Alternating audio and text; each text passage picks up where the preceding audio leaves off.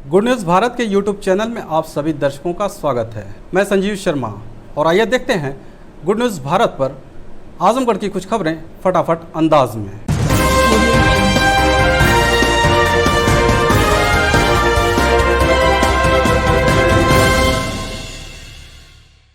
आजमगढ़ जिले के बेलनाडी गांव निवासी युवक अपनी ही बहन पर झगड़ा करने और जमीन में हिस्सा मांगने का आरोप लगाते हुए एसपी से शिकायत की। पुलिस अधीक्षक कार्यालय पहुंचे सिधारी थाना क्षेत्र के बेलनाडी गांव निवासी जगपाल चौहान ने बताया कि वह अपनी वृद्धा मां के साथ रहता है। मां को पेंशन मिलता है जिससे उसके परिवार का गुजारा चलता है। ऐसे में उसकी बहन जो शादीशुदा है अक्सर घर पर आकर पैसों की मांग करती है। नहीं देने पर लड़ाई झगड़ा करने के साथ ही जमीन में हिस्सा मांगती है। रोज रोज के लड़ाई झगड़ा से तंग आकर उसने पुलिस अधीक्षक को शिकायती प्रार्थना पत्र सौंप अपने ही बहन के खिलाफ कार्रवाई की मांग की है। ये कि हमारी जो सिस्टर है, छोटी बहन सीमा चौहान, वो सर हम लोग को डिस्टर्ब करती है। क्या करती है? डिस्टर्ब ये करती है कि मतलब पैसा कोई ज़रूरत होता है हमारे यहाँ। शादीशुदा है वो? जी शादीशुदा हैं जी। और हमारा माता जो पेंशन पाते हैं 20,000 रुपये, अपने घर चलाते हैं खर्चा पानी।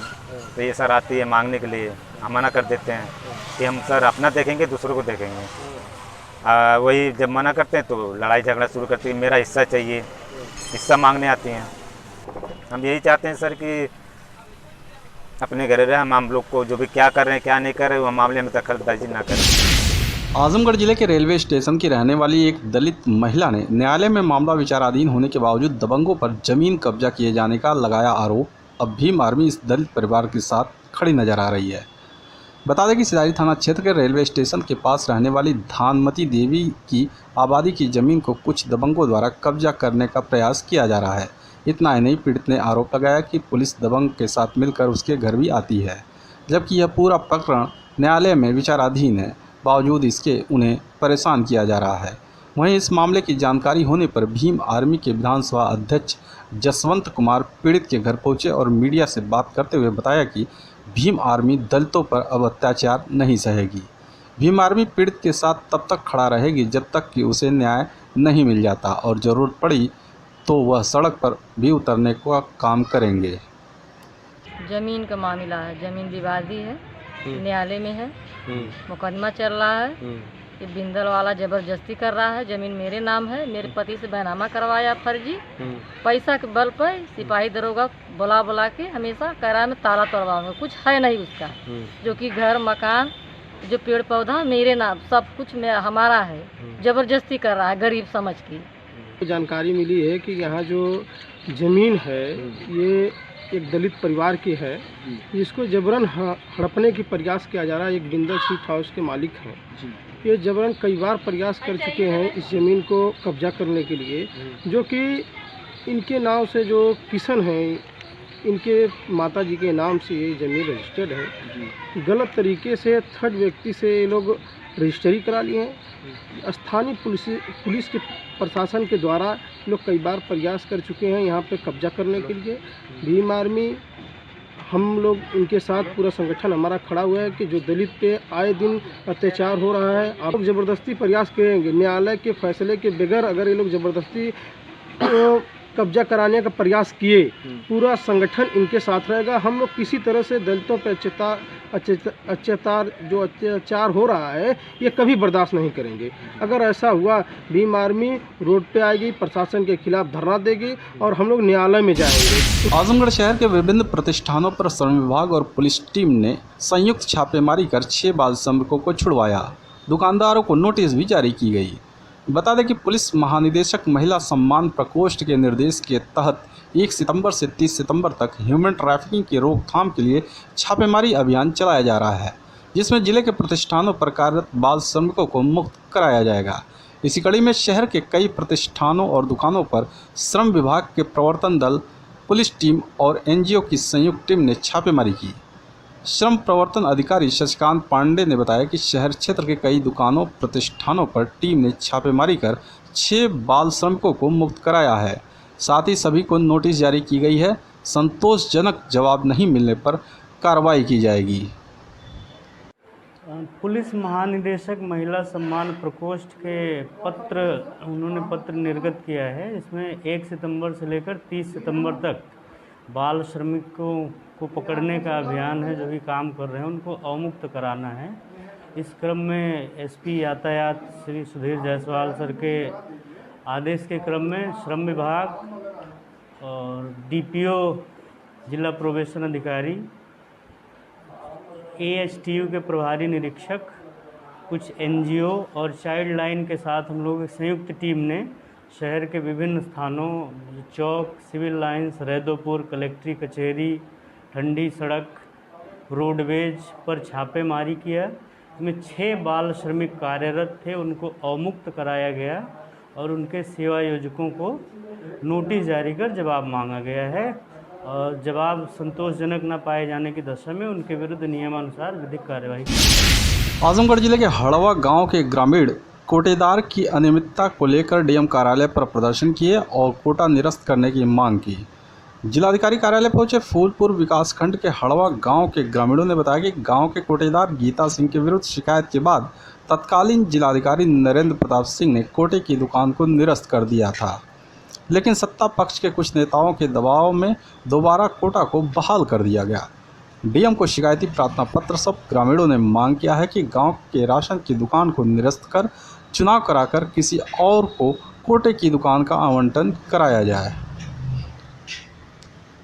ये पूरे ग्राम सभा के राशन कार्ड धारक जो गरीब दबे पिछड़े लोग हैं वो हमारे यहाँ का कोटेदार इस महामारी में भी जो राशन भारत सरकार से फ्री का आता था उसका पैसा लेके देता था, यूनिट में कटौती था। उसकी जांच के लिए शिकायत हम लोगों ने की पुराने तत्कालीन जिलाधिकारी माननीय एनपी सिंह साहब से। उन्होंने एक जाँच टीम गठित करके गाँव में जाँच कराया और जाँच के पश्चात उक्त भ्रष्टाचारी कोटेदार का कोटा निलंबित कर दिया।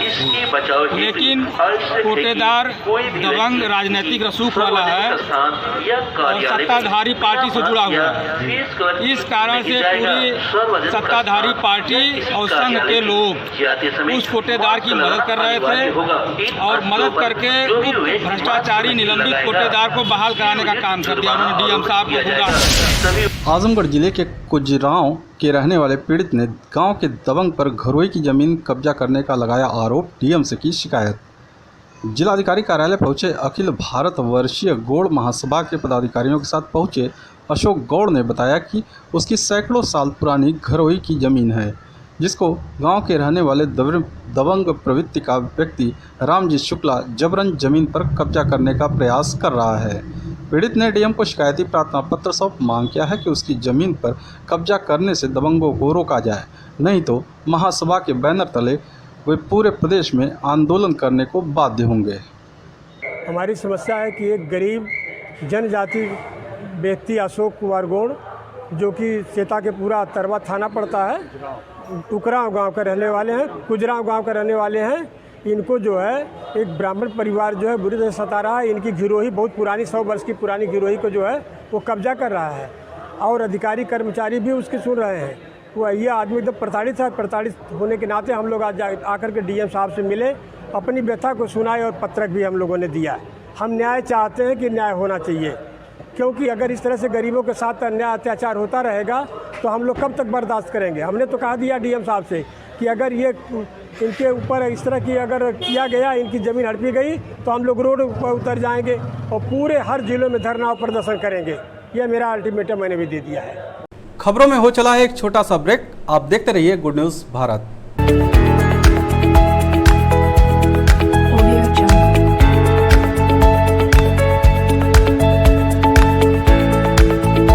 ब्रेक के बाद एक बार फिर से आपका स्वागत है और आइए देखते हैं आजमगढ़ की खबरें फटाफट अंदाज में। आजमगढ़ के दीदारगंज थाना क्षेत्र के मुल्लापुर मदार बख्श गांव में 28 वर्षीय युवक की संदिग्ध परिस्थितियों में मौत हो गई।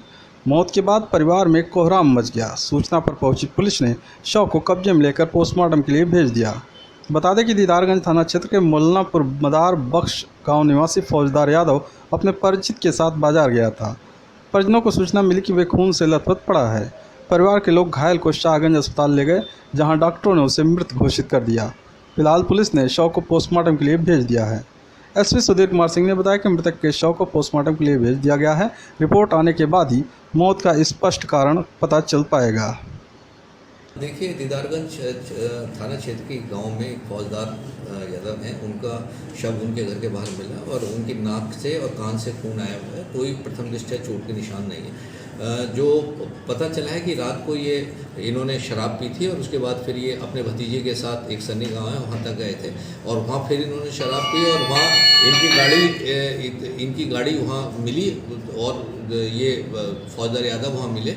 इनके भतीजे ने घर आके बताया कि वो वहाँ पर उनके नाक और कान से खून आ गया। इसके बाद ये लोग घर वाले गए और उन्हें हॉस्पिटल जहाँ वो ब्रॉड डेड हो गए और ब्रॉड डेड होने के बाद ये उसे उनके शव को ले आए और घर के आगे लेटा के फिर उन्होंने पुलिस को सूचित किया सुबह मॉर्निंग में। तो पूरे मैटर अभी पूरी तरह से क्लियर नहीं हुआ है। पंचायतनामा भर के पोस्टमार्टम के लिए भेजा गया है और बाकी जो भी सामने पोस्टमार्टम रिपोर्ट में जो भी चीज़ें सामने आएंगी उसके आधार पर अग्रिम कार्रवाई की। आजमगढ़ डीएम राजेश कुमार ने जिले में 15 नए कंटेनमेंट जोन बनाए जाने की घोषणा की है। जिलाधिकारी ने बताया कि कंटेनमेंट जोन के निर्धारण के संबंध में दी गई व्यवस्था के अनुसार जनपद के राधा कृष्ण मंदिर के आसपास का क्षेत्र राजस्व ग्राम एकडंगी तहसील बूढ़नपुर, राजस्व ग्राम सुम्हाड़ी तहसील फूलपुर, राजस्व ग्राम चकिया तहसील फूलपुर, मौर्या बस्ती राजस्व ग्राम रामपुर तहसील निजामाबाद, राजस्व ग्राम बेगपुर खालसा तहसील निजामाबाद, हाइडिल वाली हरिजन बस्ती राजस्व ग्राम पूक तहसील मार्टिनगंज, मजरा कोहरान बस्ती राजस्व ग्राम गद्दीपुर तहसील मेहनगर, मजरा सामान्य बस्ती राजस्व ग्राम जमुआ तहसील मेहनगर, उत्तरी पंडिताना बस्ती राजस्व ग्राम कोह डौरा तहसील निजामाबाद, हरजन बस्ती राजस्व ग्राम रसूलपुर बाज बहादुर तहसील लालगंज, राजस्व ग्राम मंदिर तहसील सदर, राजस्व ग्राम चकसेठवल तहसील सदर, राजस्व ग्राम मंदिर तहसील सदर, ब्लॉक 11 का संपूर्ण क्षेत्र कांशी रामावास रैदोपुर नगर पालिका परिषद आजमगढ़, राजस्व ग्राम मित्तुपुर तहसील सदर का संपूर्ण क्षेत्र कंटेनमेंट जोन होगा। इन क्षेत्रों में कंटेनमेंट जोन प्रोटोकॉल का 100% अनुपालन सुनिश्चित किया जाएगा, जिसमें कॉन्ट्रैक्ट ट्रेसिंग चिकित्सा अधिकारियों द्वारा किए गए रिस्क निर्धारण के आधार पर व्यक्तियों को होम या इंस्टीट्यूशनल क्वारंटाइन किया जाना है। आजमगढ़ जिले के चक भटौली गांव में पुलिस और बदमाशों के बीच हुई मुठभेड़ में 25,000 का इनामी राजमंगल यादव घायल, 9mm का पिस्टल, कारतूस और बाइक बरामद। बता दें कि पुलिस अधीक्षक सुधीर कुमार सिंह के निर्देश पर अपराधियों के धर पकड़ अभियान के क्रम में मेहनाजपुर थाने की पुलिस वाहनों की चेकिंग कर रही थी कि इसी बीच मुखबिर से सूचना मिली कि 25,000 का इनामी बदमाश राजमंगल यादव किसी घटना को अंजाम देने के लिए मेहनाजपुर की तरफ जा रहा है। सूचना के आधार पर मेहनाजपुर और देवगांव कोतवाली पुलिस घेराबंदी कर वाहनों की चेकिंग करने लगी। इसी बीच बाइक से एक बदमाश आता दिखा। जब पुलिस ने उसे रोकने का प्रयास किया तो वह पुलिस टीम पर फायरिंग कर भागने लगा। पुलिस ने भी आत्मरक्षार्थ फायरिंग की, जिसमें बदमाश के पैर में गोली लगी और वह घायल हो गया। घायल बदमाश राजमंगल यादव को पुलिस ने लालगंज पीएचसी पर लाया, जहां हालत गंभीर देख डॉक्टरों ने जिला अस्पताल के लिए रेफर कर दिया। एसपी सुधीर कुमार सिंह ने बताया कि घायल बदमाश के ऊपर जिले के कई थानों में लूट सहित कई संगीन धाराओं में केस दर्ज हैं। उसके पास से 9mm का पिस्टल, कारतूस और बाइक बरामद किया गया है। थाना देवगांव पुलिस और थाना मेहनाजपुर पुलिस जब चेकिंग कर रही थी तो वहाँ पर एक शातिर बदमाश जिसका नाम राजमंगल यादव है और जो थाना मेहनगर का टॉप 10 बदमाश है, 25,000 का इनामी भी है, उससे पुलिस मुठभेड़ हुई है। तो बदमाश इसमें राजमंगल घायल हुआ है। उसके पास से एक स्प्लेंडर मोटरसाइकिल जो कि बिना नंबर की है वो बरामद हुई है। एक 9mm पिस्टल और कारतूस बरामद हुई है। ये बहुत ही शातिर बदमाश है जिस पर लगभग 1.5 दर्जन के लगभग लूट और अन्य संगीन धाराओं के मुकदमे पंजीकृत हैं। घायल अभियुक्त को अस्पताल भेजा गया है और आवश्यक कार्रवाई की जाएगी। आजमगढ़ जिले के चक्करपानपुर स्थित राजकीय मेडिकल कॉलेज व सुपर फैसिलिटी अस्पताल में कोरोना से 2 और व्यक्तियों की मौत हो गई। कोरोना से मरने वालों की संख्या बढ़कर 56 हो गई है। राजकीय मेडिकल कॉलेज के नोडल अधिकारी द्वितीय डॉक्टर नियाज हसन ने बताया कि बलिया जिले के बब्बापुर निवासी कोरोना संक्रमित 70 वर्षीय बुजुर्ग को गंभीर अवस्था में 30 अगस्त को कोविड हॉस्पिटल में भर्ती किया गया, जहां इलाज के दौरान उनकी मौत हो गई। जबकि शहर के एक प्रतिष्ठित शिक्षण संस्थान से जुड़े 83 वर्षीय बुजुर्ग को भी कोरोना संक्रमित होने पर 20 अगस्त को भर्ती किया गया था, जहां इलाज के दौरान उनकी भी मौत हो गई। दोनों शवों को कोरोना प्रोटोकॉल के तहत दाह संस्कार कराया जाएगा। लालगंज तहसील परिसर में कोविड-19 की आज 110 लोगों की जांच की गई, जिसमें 3 कोरोना पॉजिटिव मिले। लालगंज तहसील परिसर में सामुदायिक स्वास्थ्य केंद्र लालगंज के चिकित्सकों द्वारा आज कोविड-19 की 110 जांच की गई। इसमें 63 एंटीजन किट से जांच हुई, जिसमें 3 कोरोना पॉजिटिव पाए गए, जबकि 60 लोगों की रिपोर्ट नेगेटिव प्राप्त हुई। 47 लोगों की जाँच RT-PCR से की गई, जिनकी रिपोर्ट 1-2 दिन में प्राप्त होगी। CHC प्रभारी डॉक्टर मनोज कुमार ने बताया कि पॉजिटिव पाए गए मरीजों में एक लालगंज, एक कटघर लालगंज और एक मसीरपुर लालगंज के निवासी हैं। सभी को होम आइसोलेशन में रखा जाएगा।